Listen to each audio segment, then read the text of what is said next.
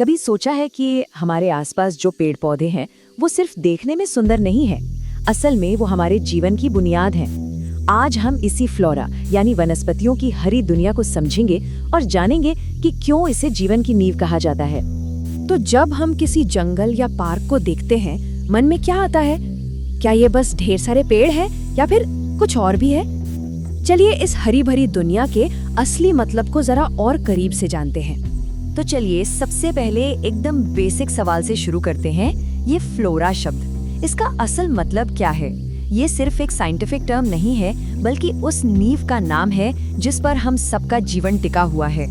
तो देखिए, फ्लोरा का सीधा सा मतलब है किसी भी जगह की पूरी प्लांट लाइफ। सोचिए, अमेज़न के घने जंगलों से लेके अपने रेगिस्तान में उगने वाले कैक्टस तक सब कुछ फ्लोरा है। ये सिर्फ पेड़ पौधे नहीं, बल्कि एक पूरा जीता जागता नेटवर्क है जो हमारी पृथ्वी को रहने लायक बनाता है। ठीक है, तो ये तो हो गई परिभाषा की बात, लेकिन सवाल ये है कि ये हरी भरी दुनिया हमारे लिए इतनी जरूरी क्यों है? आइए उन पिलर्स पर नजर डालते हैं जिन पर हमारी जिंदगी टिकी है, और ये सारे पिलर्स फ्लोरा से ही बने हैं। चलिए सबसे जरूरी चीज से शुरू करते हैं, हमारी सांस। हम जो ऑक्सीजन लेते हैं ना, उसका करीब आधा हिस्सा तो समंदर की छोटे छोटे पौधों से आता है और बाकी का जमीन पर मौजूद पेड़ों से। सच कहें तो ये पेड़ पौधे पृथ्वी के फेफड़े हैं, इनके बिना हमारा वजूद ही मुमकिन नहीं है। और बात सिर्फ ऑक्सीजन पर खत्म नहीं होती, हमारी प्लेट में जो खाना है वो भी तो फ्लोरा की ही देन है ना? और तो और जो दवाइयाँ हम लेते हैं, एस्पिरिन से लेकर कैंसर तक की कई दवाइयाँ सीधे पौधों से बनती हैं। ये तो जैसे प्रकृति की अपनी फार्मेसी है। अब बात करते हैं क्लाइमेट की। फ्लोरा एक तरह से हमारे ग्रह का नेचुरल एयर कंडीशनर है। पेड़ पौधे फोटोसिंथेसिस के जरिए हवा से कार्बन डाइऑक्साइड को सोख लेते हैं, जो कि एक बड़ी ग्रीन हाउस गैस है। इस तरह से वो धरती के तापमान को कंट्रोल में रखने में मदद करते हैं। अच्छा, कभी सोचा है कि पौधों की जड़ें क्या करती हैं? वो एक तरह से प्रकृति के जाल की तरह काम करती हैं। वो मिट्टी को कसकर पकड़ लेती हैं, जिससे तेज बारिश या हवा में जमीन की उपजाऊ परत बहकर चली नहीं जाती। बिना फ्लोरा के हमारी जमीन बंजर हो सकती है। और हाँ, फ्लोरा सिर्फ हम इंसानों के लिए जरूरी नहीं है। अरे ये तो लाखों करोड़ों प्रजातियों का घर है। पक्षियों के घोंसलों से लेकर गिलहरियों तक हर पेड़ अपने आप में एक पूरा शहर है, जो न जाने कितने जीव जंतुओं को खाना और पनाह देता है। तो कुल मिलाकर देखें तो फ्लोरा एक नेचुरल प्योरीफायर जैसा है।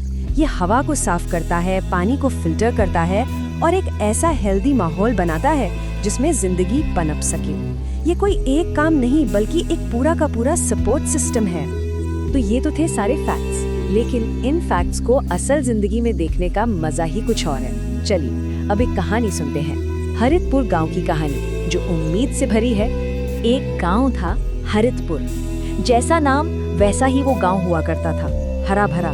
लेकिन धीरे धीरे वहाँ से पेड़ गायब होने लगे, जमीन सूखने लगी और वो रौनक कहीं खो सी गई। ऐसे में वहाँ के स्कूल में एक साइंस टीचर थी, सीमा मैडम। उन्होंने बच्चों को एक बहुत जरूरी बात समझाई। उन्होंने कहा, क्या तुम जानते हो फ्लोरा क्या है? ये जो सारे पेड़ पौधे हैं, यही फ्लोरा है, और अगर ये गायब हो गया तो जिंदगी बहुत मुश्किल हो जाएगी। ये बात सुनकर बच्चों को सिर्फ चिंता नहीं हुई, उन्होंने ठान लिया कि कुछ करना पड़ेगा। उन्होंने तय किया कि वे अपने गांव की खोई हुई हरियाली को वापस लाएंगे। और उनका आइडिया बहुत सिंपल लेकिन कमाल का था। एक बच्चा एक पौधा। ये सिर्फ एक नारा नहीं था, ये एक आंदोलन की शुरुआत थी। बच्चों का जो जोश था ना, वो फैलने लगा। वे घर घर गए, लोगों को पेड़ों का महत्व समझाया और अपने नन्हे हाथों से सैकड़ों पौधे लगा दिए। देखते ही देखते पूरा गांव इस मिशन में उनके साथ जुड़ गया। और इसका नतीजा क्या हुआ? अरे कमाल हो गया। कुछ ही महीनों में हरितपुर की तस्वीर ही बदल गई। सूखी जमीन पर हरियाली लौट आई, पेड़ों पर पक्षी चहचहाने लगे और हवा में एक नई ताजगी आ गई। गांव के सरपंच ने भी जब अपने हरे भरे गांव को दोबारा देखा तो उन्होंने कहा, इन बच्चों ने हमें वो सबक सिखाया जो हम भूल गए थे।